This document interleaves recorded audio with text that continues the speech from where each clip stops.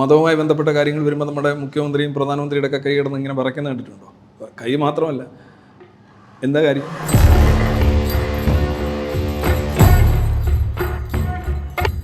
എനിക്കൊരു മരുന്ന് കേൾക്കില്ല, ഹോമിയോ ആണ് എനിക്ക് കേൾക്കുന്നത്, അതെനിക്കല്ല എൻ്റെ അച്ഛൻ തൊട്ടത് അങ്ങനെയാണെന്ന് പറഞ്ഞ് അതിൽ ഫോളോ ചെയ്യുന്ന ആൾക്കാർ വരെ ഉണ്ട്. ഹോമിയോ ശരിയാണെങ്കിൽ കെമിസ്ട്രിയും ഫിസിക്സും എല്ലാം തെറ്റാണ്. ഒരു കാര്യത്തിൽ നമ്മൾ വെള്ളം ഒഴിക്കുന്നതോറും അതിൻ്റെ വീര്യം കൂടുമെന്ന് പറയുമ്പോൾ നിങ്ങൾ എന്ന് ആലോചിച്ച് നോക്കും. നിങ്ങൾ പിന്നെ പാലിനകത്ത് വെള്ളം ഒഴിക്കുന്നതിനെതിരെ കുറ്റം പറയുന്നത് എങ്ങനെയാണ്? ഹോമിയോ വിശ്വാസിയാണെങ്കിലും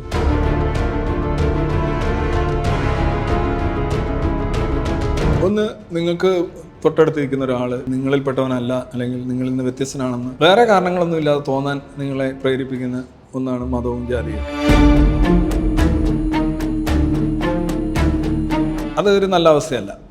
അതിന് പ്രേരകമാകുന്ന അന്ധവിശ്വാസം ഏതായാലും അത് എതിർക്കപ്പെടേണ്ടതാണ്. നിങ്ങൾ വിശ്വസിച്ചാലും ഇല്ലെങ്കിലും നിലനിൽക്കുന്ന വസ്തുക്കൾ, ലൈക്ക് സൂര്യൻ, ചന്ദ്രൻ, നിങ്ങൾ, ഞാൻ, ലോകം. എന്നാൽ മറ്റു ചില സാധനങ്ങൾ, പ്രേതം, മറുത, ദൈവം, പിന്നെ ചാത്തൻ, അത് ഇത് മാട കോട, ഇതൊക്കെ നിങ്ങൾക്ക് വിശ്വസിച്ച് നിലവിൽ വരുത്താൻ സാധിക്കും. അത് നിങ്ങൾ പ്രേതം ഇല്ലെങ്കിലും പ്രേതം ഉള്ളതുപോലെ നിങ്ങൾ പെരുമാറും. ഇവിടെ അങ്ങോട്ട് ഇപ്പോൾ ഇൻ്റർവ്യൂവിന് വരുന്നു, വീട്ടിൽ നിന്ന് ഇറങ്ങി 2 കല്ല് വാരി പോക്കറ്റിട്ട് ഇതുണ്ടെങ്കിൽ മാത്രമേ എനിക്ക് നേരെ ഇൻ്റർവ്യൂ ചെയ്യാൻ പറ്റൂ എന്ന് പറയുമ്പോൾ നിങ്ങൾക്ക് നല്ലോണം വന്ന് ഇൻ്റർവ്യൂ ചെയ്യാൻ പറ്റും, പറ്റാതിരിക്കും.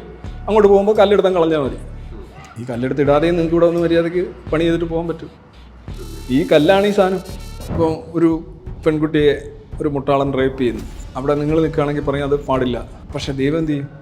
നടക്കട്ടെ നടക്കട്ടെ എന്ന് പറയും. നടക്കട്ടെ എന്ന് പറയുന്നതുകൊണ്ടാണല്ലോ ഇത് നടക്കുന്നത്. കാര്യം അവനറിയാതൊന്നും നടക്കുന്നില്ല, അവൻ്റെ അനുവാദം ഇല്ലാതൊന്നും നടക്കുന്നില്ല. അങ്ങനെയല്ലേ സിദ്ധാന്തം? അവന് വേണമെങ്കിൽ ഇത് ആഗ്രഹിക്കുന്നില്ലെങ്കിൽ തടയണമെന്നുണ്ടെങ്കിൽ ഇത് കൃത്യം ചെയ്യുന്നവനെ ഡിസ്ഫങ്ഷനിലാക്കാം ആ നിമിഷം, അല്ലേ?